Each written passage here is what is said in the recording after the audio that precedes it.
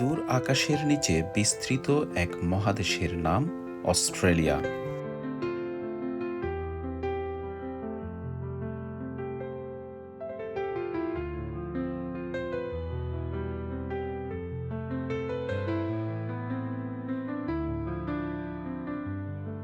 এখানে প্রকৃতি কথা বলে নীরবে আর রঙে গন্ধে।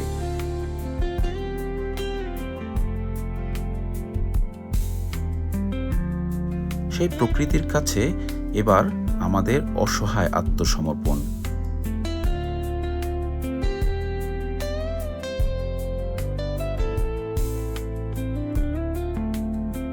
সামনের 3টি দিন কাটবে সবুজের গল্প শুনে।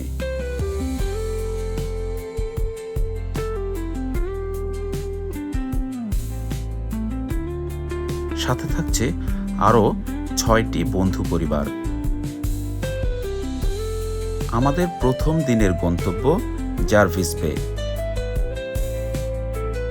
সিডনি থেকে দূরত্ব প্রায় 180 কিলোমিটারের মতো। 1.5 ঘন্টার মতো ড্রাইভ করে আমাদের প্রথম বিরতি মিনামুরা লুকআউট।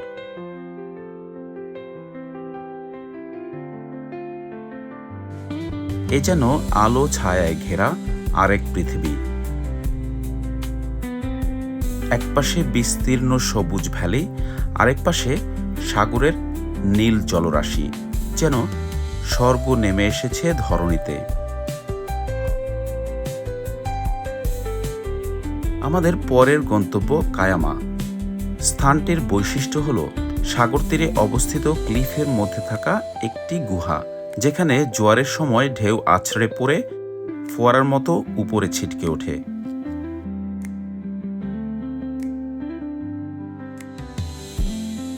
ভাটার সময় পৌঁছানোর কারণে ঢেউয়ের পানির পূর্ণ শক্তিটা আমরা দেখতে পেলাম না। ঘণ্টাখানেক ড্রাইভ করে আমরা পৌঁছে যাই গ্রিন ওয়েল পয়েন্টের এই মোটেলটিতে, যেখানে আমরা থাকব পরের 3টি দিন।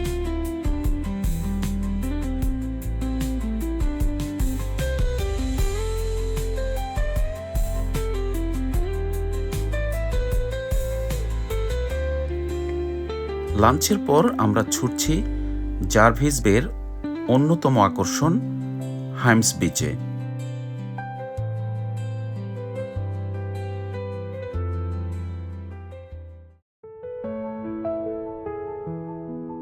এটি নাকি পৃথিবীর সবচেয়ে বেশি সাদা রঙের বালুর বীচ। প্রবাল সাদা বালু আর স্বচ্ছ নীল জল যেন জীবন্ত এক চিত্রকর্ম।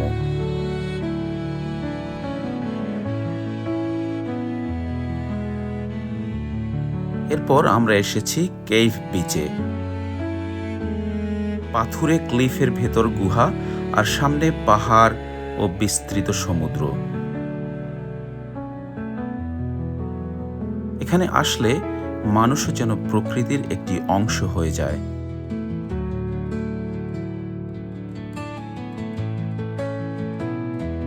দ্বিতীয় দিনে আমরা যাচ্ছি বেটম্যানস বেতে।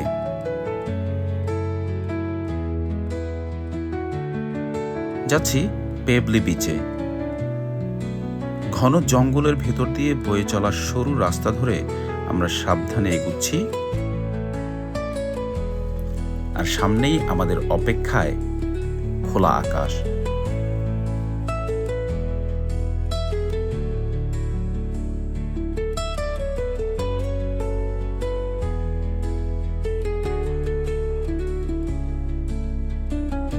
আজকের তাপমাত্রা প্রায় 40 ডিগ্রি। বাইরে অসহ্য গরম, আর মোটেলের সামনেই সুইমিং পুল। বুঝতেই পারছেন কি হতে যাচ্ছে।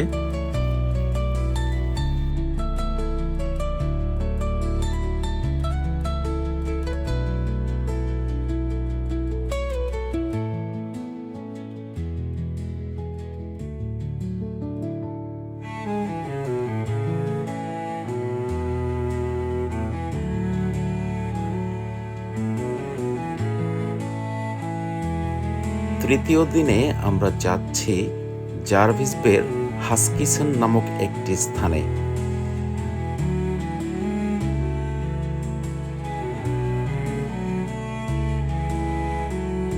দেখব ডলফিনের খেলা।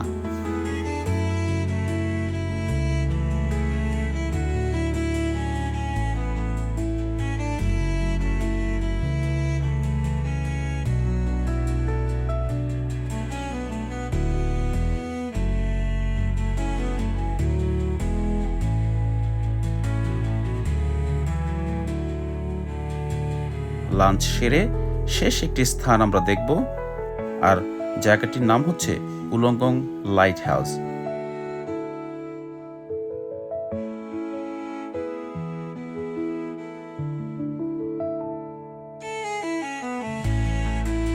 অস্ট্রেলিয়ার শহরগুলোর বাইরে বিস্তৃত অঞ্চল জুড়ে প্রকৃতি প্রায় অপরিবর্তিত অবস্থায় টিকে আছে হাজার হাজার বছর ধরে।